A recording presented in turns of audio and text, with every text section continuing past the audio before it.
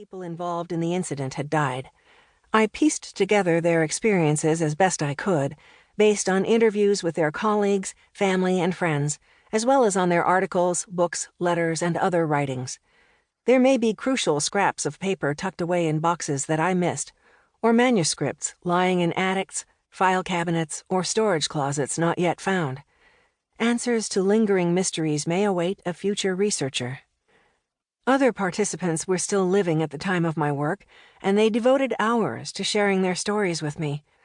Some of these people, including Fred Becky, Jean Crenshaw, Dee Molnar, Helen Kilness, Austin Post, and George Whitmore, passed away before I finished the book.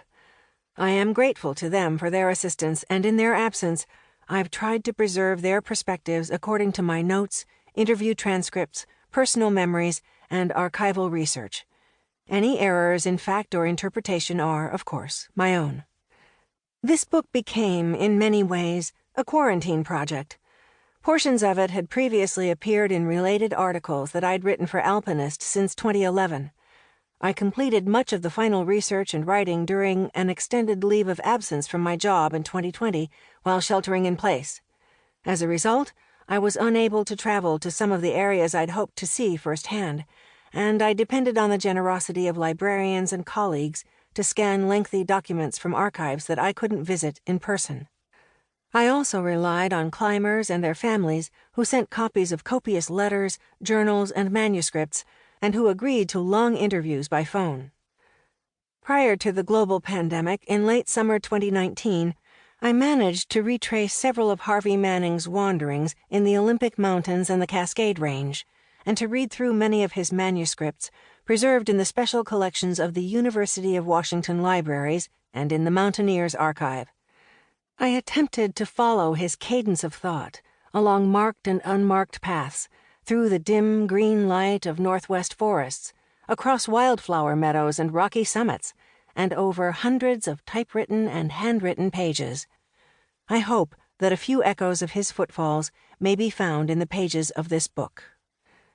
The North American scenes take place on traditional lands of indigenous people, including, but not limited to, Massachusetts, Abenaki, Natick, Tsimshian, Nu-Agatuvupu, Lillooet, Diné, Mandan, Iyahe Nakoda, Blackfoot Confederacy, Shutina, Beaver, Cree, Ojibwe, Secwepemc, Métis, Zuni, Nimipu, Stalo, Puyallup, Quinault, Skokomish, Duwamish, Suquamish, Nisqually, Snoqualmie, Chehalis, Cowlitz, Muckleshoot, Sklallam, Snohomish, Stillaguamish, Upper Skagit, Sauk-Suattle, Swinomish, Samish, Nooksack, Lummi, Inglapumuk, the Confederated Tribes of the Colville Reservation, Syilx Okanagan, Dena'ina, Upper Kuskokwim, Koyukon, Tanacross, Lower Tanana,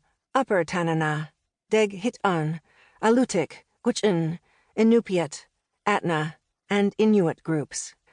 Their stewardship and stories of mountains long predate any ascents, real or imagined, by 19th, 20th, and 21st century climbers featured here.